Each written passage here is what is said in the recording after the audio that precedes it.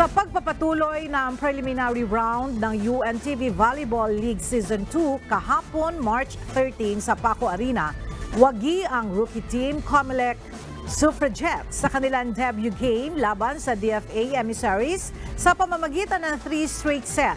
Sa Game 2, nanalo ang SSS Pension Protectors kontra BFP Lady Firefighters. Nakuha ng SSS ang unang 2 set.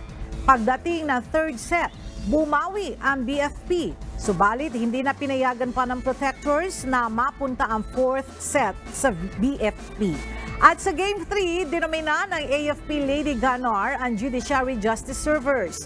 Hindi na binigyan ng pagkakataon ng Lady Gunnar na makakuha ng isang set ang Justice Servers.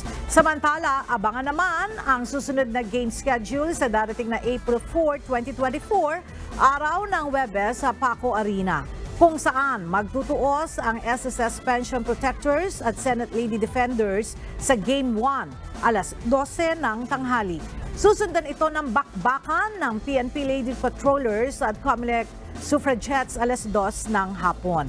Habang maghaharap naman ang Judiciary Justice Servers at DFA Emissaries para sa Game 3 alas 4 ng hapon.